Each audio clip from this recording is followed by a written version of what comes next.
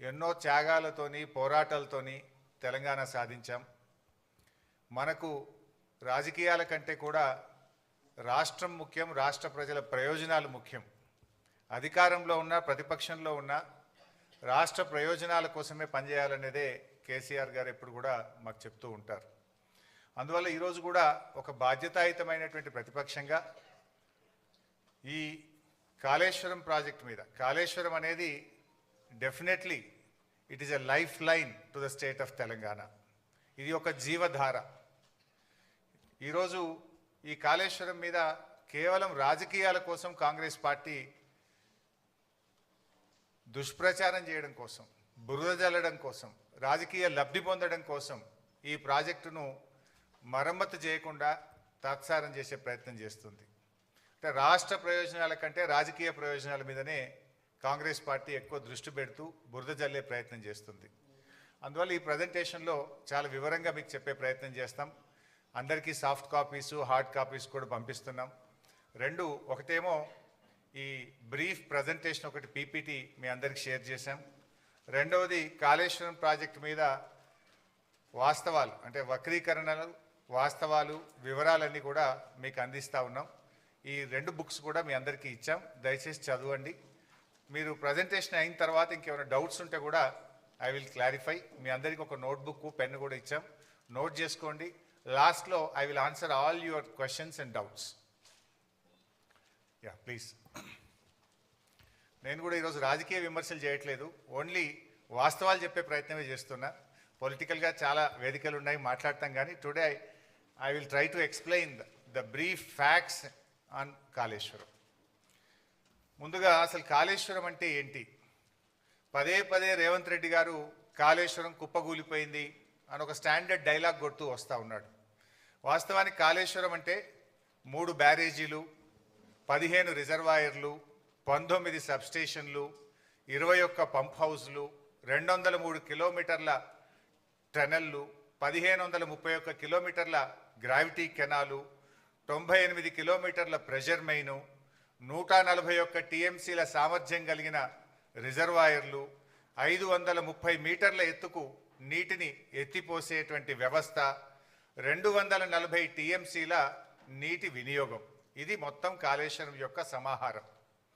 ఈ మొత్తంలో ఆ 3 బ్యారేజీల్లో ఒక బ్యారేజీలో 2 పిల్లర్లు మాత్రమే కుంగాయి. అంటే మీకు 15 రిజర్వాయర్లు ఇంటాక్ట్ ఉన్నాయి, 19 సబ్స్టేషన్లు ఇంటాక్ట్ ఉన్నాయి, 21 పంప్ హౌస్లు ఇంటాక్ట్ ఉన్నాయి, 203 కిలోమీటర్ల టనల్ ఇంటాక్ట్ ఉంది, 1531 కిలోమీటర్ల గ్రావిటీ కెనాల్ ఇంటాక్ట్ ఉంది, 98 కిలోమీటర్ల ప్రెషర్ మెయిన్ ఇంటాక్ట్ ఉంది, 141 టీఎంసీల రిజర్వాయర్లు ఇంటాక్ట్ ఉన్నాయి, ఈ లిఫ్ట్ సిస్టమ్ ఇంటాక్ట్ ఉన్నది. ఆ 3 బ్యారేజీల్లో ఒక బ్యారేజ్ మేడిగడ్డ, దాంట్లో 85 పియర్స్ ఉన్నాయి. రెండవ బ్యారేజ్ సుందిల్లా, అందులో 74 పియర్స్ ఉంటాయి. మూడవ బ్యారేజ్ అన్నారం, అందులో 64 పియర్స్ ఉన్నాయి.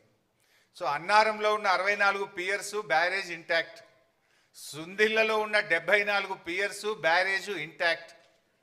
మేడిగడ్డ బ్యారేజీలో 85 పియర్స్లో 2 పియర్స్ మాత్రమే కుంగినాయి. అంటే కాళేశ్వరంలో ఉండే ఇన్ని కాంపోనెంట్లలో ఒక బ్యారేజ్ మేడిగడ్డ, ఆ మేడిగడ్డలో 85 పియర్స్లో 2 పియర్స్ మాత్రమే కుంగినాయి. దానికి మొత్తం కాళేశ్వరమే కుప్పగూలింది అనేటువంటి ఒక దుష్ప్రచారాన్ని చేసేటువంటి ప్రయత్నం గత కొంతకాలంగా కాంగ్రెస్ ప్రభుత్వం చేస్తుంది. అంటే ఈ 100 కాంపోనెంట్స్ అన్నీ కూడా ఇంటాక్ట్ ఉన్నాయి, అన్ని పియర్స్ మిగతా బ్యారేజీల్లో ఇంటాక్ట్ ఉన్నాయి. అండ్ కాళేశ్వరంలో బ్లాక్ వైజ్ కట్టాం మనం. జనరల్గా ఏదైనా ఒక బ్రిడ్జ్ కానీ ఏదైనా ఉంటే ఒక పియర్ పోతే మొత్తం బ్రిడ్జ్ పోవాల్సి వస్తుంది. కానీ ఇలా మేడిగడ్డలో దేర్ ఆర్ 7 బ్లాక్స్. సో ఒక్కొక్క బ్లాక్లో కొన్ని పియర్స్ ఉంటాయి. ఓవరాల్గా 85 పియర్స్ ఉన్నాయి. ఏదైనా రిస్టోరేజ్ చేయాలంటే ఒక బ్లాక్ను రిస్టోర్ చేస్తే మొత్తం బ్యారేజ్ ఇంటాక్ట్ ఉంటుంది. ఈ విషయం నేను చెప్పడం లేదు, ఎన్డీఎస్ఏ రిపోర్ట్లో కూడా చెప్పారు. అది కూడా నేను ముందు మీకు చూపించేస్తాను. So next. అయితే ఈ మధ్యకాలంలో మీరు చూస్తే ఇది మొత్తం కాళేశ్వరం యొక్క సమగ్ర స్వరూపం. ఏం బాబు ఇది రావట్లేదు.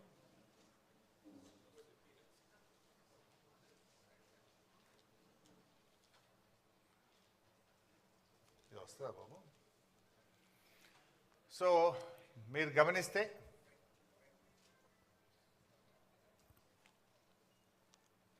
బ్యాక్ పైన వస్తుంది కానీ దీని మీద రావట్లేదు.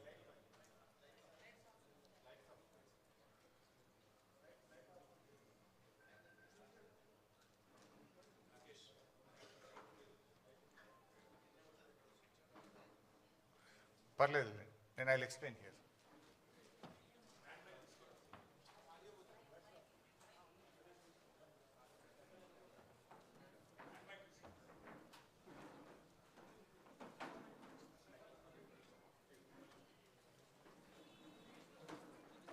మీరు గమనిస్తే ఇందులో యాక్చువల్గా తమ్మిడిహట్టి ఆ పైన, దిస్ ఈజ్ తమ్మిడిహట్టి. ఈ తమ్మిడిహట్టి దగ్గర నీళ్లు లేకపోతే మనం తమ్మిడిహట్టి ఈ సోర్స్ నుంచి ఇక్కడ ఎల్లంపల్లికి నీళ్ళు తెచ్చుకునే ప్రొవిజన్ ఉండేది. తమ్మిడిహట్టి నుంచి ఎల్లంపల్లికి నీళ్లు అవకాశం లేదు కనుక, నీళ్లు తక్కువ ఉన్నాయి కనుక తమ్మిడిహట్టి నుంచి మనము మేడిగడ్డకు రావడం జరిగింది. This is Medigadda, this is Annaram, then this is Sundilla. Sundilla నుంచి మనం ఎల్లంపల్లికి తెచ్చుకుంటాం. మారింది ఓన్లీ ఒకటే సిస్టమ్. తమ్మిడిహట్టి నుంచి ఎల్లంపల్లికి నీళ్ళు వచ్చే బదులు మేడిగడ్డ నుంచి ఎల్లంపల్లికి నీళ్లు తెచ్చాం. మారింది ఒకటే. ఇది మిగతాదంతా కూడా ఆల్రెడీ ఇంటాక్ట్ ఉన్నటువంటి సిస్టమే. ఇది కూడా ఎందుకు మార్చాము అనేది నేను ముందు ఎక్స్ప్లెయిన్ చేస్తాను. అంటే దానికంటే ముందు నేను చెప్పాల్సింది ఏంటంటే, కాళేశ్వరం యొక్క గొప్పతనం ఏంటంటే, కాళేశ్వరంకు దేర్ ఆర్ 3 సోర్సెస్. ప్రతిసారి మేడిగడ్డ నుంచే మనము నీళ్లు తీసుకురావాల్సిన అవసరం లేదు. పైన ఎస్ఆర్ఎస్పిలో బ్రహ్మాండమైనటువంటి వరద వస్తే, ఎస్ఆర్ఎస్పి ప్రాజెక్టుకు నీళ్ళు వస్తే, ఎస్ఆర్ఎస్పి నుంచి మిడ్ మానేరుకు డైరెక్ట్గా నీళ్లు తెచ్చుకుంటాం. మిడ్ మానేరుకు ఎస్ఆర్ఎస్పి నుంచే నీళ్ళు వస్తాయి. ఎస్ఆర్ఎస్పి నుంచి 2 రకాలుగా నీళ్ళు వస్తాయి మిడ్ మానేరుకు. ఒకటి వరద కాలువ ఉంది, రెండోది నార్మల్ ఎస్ఆర్ఎస్పి కెనాల్ ఉంది. సో గోదావరిలో మంచి వర్షాలు పడి ఎస్ఆర్ఎస్పి నిండితే గ్రావిటీ ద్వారా ఎస్ఆర్ఎస్పి నుంచి మనం మిడ్ మానేరుకు నీళ్లు తెచ్చుకోవడం జరుగుతుంది. సో మిడ్ మానేరుకు నీళ్ళు వచ్చినప్పుడు ఏమైందంటే, we will operate Motors only from mid Maner. మన పంపింగ్ స్టేషన్స్ మిడ్ మానేర్ నుంచి వాడి అన్నపూర్ణ రిజర్వాయరు, రంగనాయక సాగర్ రిజర్వాయరు, తర్వాత మన మల్లన్న సాగర్, తర్వాత కింద కొండపోచమ్మ సాగర్, ఇవన్నీ కూడా మనం ఆపరేట్ చేస్తాం. ఇది మల్లన్న సాగర్, ఇది రంగనాయక సాగర్, ఇది Annapurna, then this is Mid Manair. ఇగో ఎస్ఆర్ఎస్పి నుంచి 2 సిస్టమ్స్ ఉన్నాయి. ఇది వరద కాలువ ద్వారా నీళ్ళు వస్తాయి, 2 ఎస్ఆర్ఎస్పి కెనాల్ ద్వారా కూడా నీళ్ళు వస్తాయి. సో మనకు ఎప్పుడన్నా గోదావరిలో మంచి వరద వచ్చినప్పుడు, మంచి వర్షాలు వచ్చినప్పుడు మనము ఈ మేడిగడ్డ ఆపరేట్ చేయము, ఎల్లంపల్లి కూడా ఆపరేట్ చేయము. డైరెక్టు ఎస్ఆర్ఎస్పి నుంచే మిడ్ మానేరుకు గ్రావిటీ ద్వారా నీళ్ళు వస్తే ఇక్కడి నుంచి మాత్రమే పంపింగ్ సిస్టమ్ను ఆపరేట్ చేసుకునే ఫెసిలిటీ ఉంది. Point number 1. పాయింట్ నెంబర్ 2, కొన్ని సందర్భాల్లో ఎస్ఆర్ఎస్పికి నీళ్ళు రావు, కానీ మనకు ఎల్లంపల్లికి నీళ్ళు వస్తాయి. ఈ పైన కడెం రిజర్వాయర్ నుంచి ఎల్లంపల్లికి వస్తాయి. ఎల్లంపల్లికి ఓన్ క్యాచ్మెంట్ కూడా ఉంది. ఎల్లంపల్లి నుంచి మోటార్ లాంచ్ చేసి మిడ్ మానేరు తెచ్చుకుంటాం. మిడ్ మానేరు నుంచి ఈ సిస్టమ్ అంతా కూడా నడుస్తుంది. ఈ 2 చోట్ల నీళ్లు రానప్పుడు, అంటే ఎస్ఆర్ఎస్పికి వరద నీళ్లు రానప్పుడు, కడెం నిండకుండా ఎల్లంపల్లికి కూడా నీళ్లు రానప్పుడు, ఎక్కడా నీళ్లు లేనప్పుడు కూడా తప్పకుండా నీళ్లు ఉండే పాయింట్ మేడిగడ్డ. అప్పుడు మాత్రమే మేడిగడ్డ నుంచి మోటార్ లాంచ్ చేస్తాం. అయితే ఈ మధ్య మీరు చూస్తే గవర్నమెంట్ కాళేశ్వరం వాడకుండానే పంట పండింది అని ఒక గోబల్స్ ప్రచారం చేస్తున్నారు కాంగ్రెస్ నాయకులు. ముఖ్యంగా ఉత్తమ్ కుమార్ రెడ్డి, రేవంత్ రెడ్డి పదే గోబల్స్ ప్రచారం చేస్తున్నారు. అది కాళేశ్వరం వాడకుండా కాదు, మనకు ఈసారి మంచి వర్షాలు పడ్డాయి. నార్మల్ రెయిన్ఫాల్ కంటే లాస్ట్ ఇయర్ ఎక్సెస్ రెయిన్ఫాల్ ఉంది తెలంగాణలో. అందువల్ల వర్షాలు బాగా పడడం వల్ల ఏమైంది, ఎస్ఆర్ఎస్పి నుంచి మిడ్ మానేరుకు నీళ్ళు తెచ్చుకున్నాం. మిడ్ మానేరులో పంపు చేసి అన్నపూర్ణ, రంగనాయక సాగర్, మల్లన్న సాగర్, కొండపోచమ్మ సాగర్ ఇవన్నీ కూడా నింపినాం ఈసారి. సో అన్నపూర్ణ కింద పంట పండింది, రంగనాయక సాగర్ కింద 1,00,000 ఎకరాల పంట పండింది, మిడ్ మానేరు కింద 70-80 వేల ఎకరాల పంట పండింది, కొండపోచమ్మ సాగర్ కింద కూడా పంట పండింది. అంటే మరి ఇదంతా కాళేశ్వరంలో భాగం కాదా? వర్షాలు బాగుపడ్డాయి కనుక మనం ఇక్కడ మోటార్ లాంచ్ చేయకుండా డైరెక్ట్ ఎస్ఆర్ఎస్పి నుంచి మిడ్ మానేరుకు వచ్చినాయి.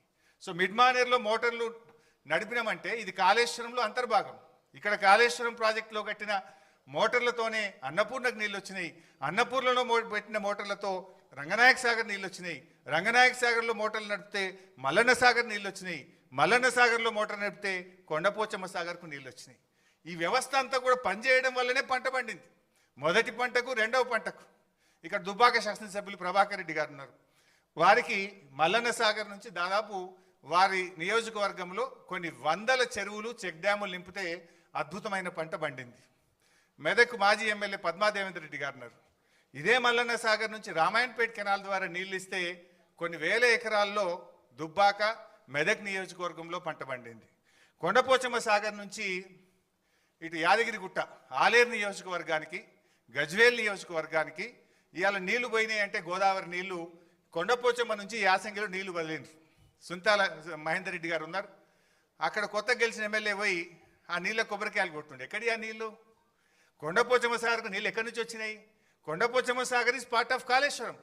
కాళేశ్వరం నీళ్ళు అక్కడికి వచ్చినాయి కనుక అక్కడి నుంచి కెనాల్ ద్వారా ఆలేరు నియోజకవర్గంలో మన యాసంగి పంటకు నీళ్ళు ఇచ్చినాము, సిద్దిపేట నియోజకవర్గానికి నీళ్ళు ఇచ్చినాము, సిరిసిల్ల నియోజకవర్గానికి నీళ్ళు ఇచ్చినాము.